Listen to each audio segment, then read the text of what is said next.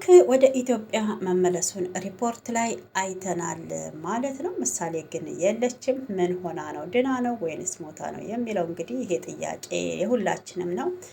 ማህሌትና ዝና ለምንድን ነው የብሩክ ወደ ኢትዮጵያ መመለስ እንቅልፍም ሰላምም የነሳቸው ማለት ነው? ሞገስን ለማጥቃት ብሩክ ታለ ምንም ነገር እንደማይመች ማህሌት ደጋግማ ለዝና ነግረዋለች።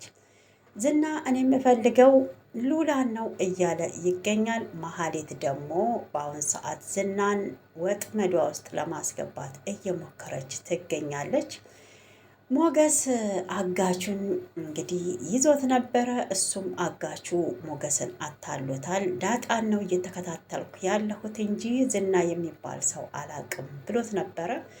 እንግዲህ ዝና ተስፋ አድርጎ ሞገስ አለበት የተባለበት ቦታ አጋቹ በነገረው መሰረት ቢሄድም ሞገስ ግን ስልኩንም ቀምቶት አምልጧል ማለት ነው። ይሄ እንግዲህ ሉላ እውነቴን ነው ደስታዋ ፈገግታዋ ስለተመለሰ እኔ ድራማም ቢሆን በጣም ነው ደስ ያለኝ። አብሶ ምንም ሳይሞትባት እንግዲህ አስቡት፣ የቁም ሞት ማለት የሉላ ትዳር ነው ማለት ነው። እና በሀዘን 10 ዓመት ውስጥ ያዘን ልብስ ለብሶ ይሄ ትዳር ነው ማለት አይቻልም። እንግዲህ በስንት ቀን ውስጥ ከሞገስ ጋራ ልብሷንም ቀይራ ፈገግታዋን ፊቷ ላይ አይተናል። ይሄም ደግሞ እንግዲህ በጣም ነው ደስ ያለኝ። ሞገስና ሉላ ፍቅራችሁን ያዘልቅላችሁ። ለዛ ላውሬማ አሳልፈክ እንዳትሰጣት ድጋሚ እላለሁኝ። ሰላም እንዴት አላችሁ? ውድ ተመልካቾቼ ሰላማችሁ ይብዛልኝ። ለቤት አዲስ የሆናችሁ ሰብስክራይብ ላይክ አድርጉ። ለነባሮች መታችሁ ስለምታበረታትኝ ከልብ አመሰግናለሁ። ፈጣሪ አክብርልኝ። ወጥቶ ከመቅረት ከድንገተኛ ሞት ይሰውረን። የሰውራችሁ ፍቅር፣ ደስታ ቤታችሁ ይግባ፣ ሀዘን ችግር አይንካችሁ እያልኩኝ እንግዲህ የምሳሌ ድራማ ላይ ማህሌት ብዙ ተንኮልና ክፋት እየሰራች ብትገኝም አሁን ላይ በጸጸት ልትሞት ምንም አልቀራትም ማለት ነው። እየተጸጸተች ነው። ያጠፋችው ጥፋት ሁሉ ልክ እንዳልሆነ ገብቷታል። በዛን ሰዓት ኤፍራታም ከጎኗ ሆና ጎበዝ በርቺ እህቴ፣ ከሌላ የሚወለድ ልጅ ፍቅሩን እንደቀማሹ ነው የሚቆጠረው።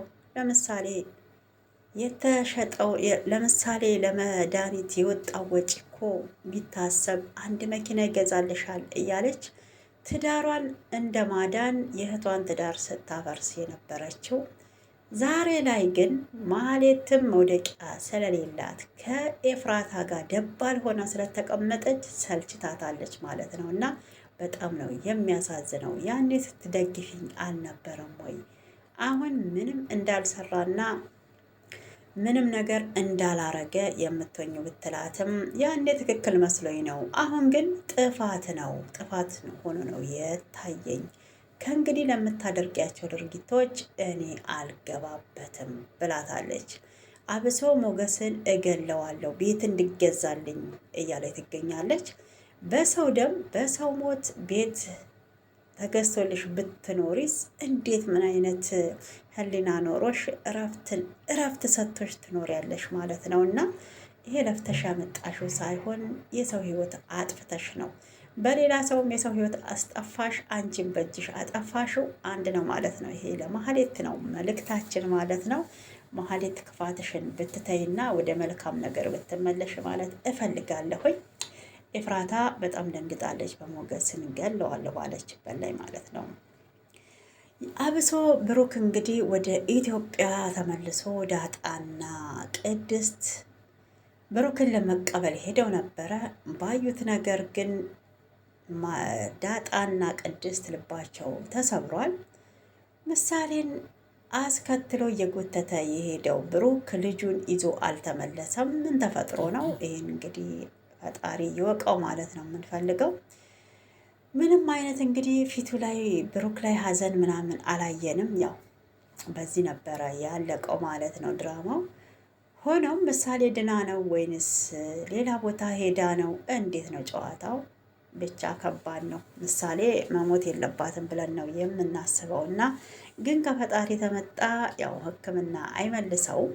ሆኖም የብሩክ ልፋት እንዲህ በከንቱ መቅረት የለበትም ብዬ ነው የማስበው እኔ በበኩሌ። እናትም አባትም ሆኖ ስንት ፈተናዎችንና ስንት ጦርነትን እውነቴን ነው አሳልፎ እንግዲህ ውጪ ድረስ ይዞ ሄዷል ማለት ነው። አሁን ላይ ብሩክ መምጣቱ ማህሌትና ዝና እንቅልፍ የባሰ ነስቷቸዋል። ማህሌት ብሩክ ተተመለሰ አይለቅህም ይበቀልሃል እያለችው ትገኛለች ማለት ነው።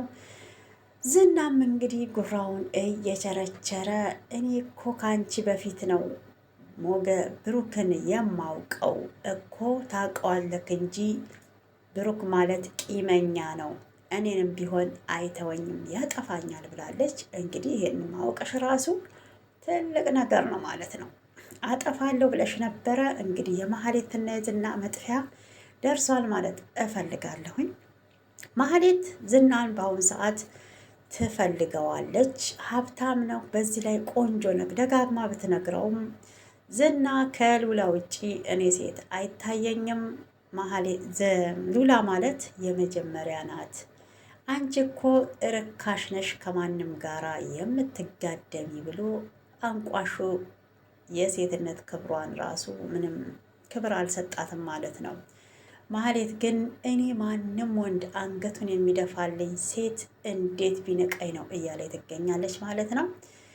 እንግዲህ ሀሳብሽ ተሳክቶ ዝናን የግልሽ ታደርግ ይሆን እንዳለችው ዝና ሉላ ላይ እንደተጫወተ በቁጥጥሯ ስር አድርጋው ትጫወትበታለች ብለን እንግዲህ ወደፊት እሱን አብረን እናያለን። አሁን መገመት አንችልም። ቅድስት በጣም ነበር ተደሰተችው። አይታን ተሆነ እንግዲህ ቤት ውስጥ ፊኛውንም ዌልካም ምሳሌ እያለች በጣም በቃ እንኳን ደህና መጣሽ ሰፕራይዝ ለማድረግ በአቅሟ እየተጣጣረች እውነትን ቤቱን በጣም አሳምራው ነበረ። ቅድስት በጣም ነው ደስ ያላት፣ አብሶ የብሩክ መመለስ ማለት ነው። ዳጣ ደጋግማ ምን ነው ወደሸዋል ወይ ልሰጪው ፈልገሻል ወይ እያለቻት ትገኛለች። ጋሼ እንደዚህ አይነት ነገር አይፈልግም፣ ጋሼ በጣም ስነስርዓት ያለው ሰው ነው እያለች ነው ማለት ነው። እንግዲህ እስተ ድንግልናዬ ያለሁት እኮ አየሽ ጋሼም በጣም መልካም ሰው ስለሆነ ነው እንጂ እንደ ሌላ አሰሪና ሰራተኛ ቢሆን እኔም ከነ ክብረ ንጽህናዬ አልቀመጥም እያለች ነው። ቅድስትን አሁ ደግፋታለሁኝ።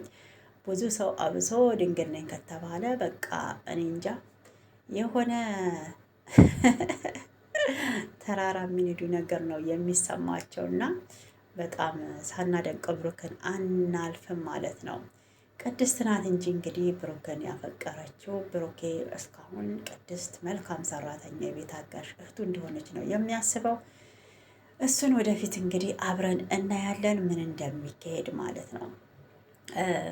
ዳጣ የቤተሰቦቿ ነገር በጣም እያሳሰባት ሞገስንም እያስጨነቀችው ትገኛለች። እሱም ምንድን ነው አምጥቶ ጣላት የተባለው ሰው አካባቢ ጋር ቢሄዱም ቤቱ ፈርሶ ቤት የለም አይተዋል ማለት ነው። እንግዲህ ሰውየው ወደ ሌላ ሀገር እንደሄደ ኢትዮጵያ ውስጥም ቢሆን ሲመለስ ግን እንደሚያገኙት ሞገስ ቃል ገብቶላታል። ሞገስ በአሁን ሰዓት ደግሞ እያስጨነቀ ያለው የሉላ ነገር እያስጨነቀው ይገኛል ማለት ነው።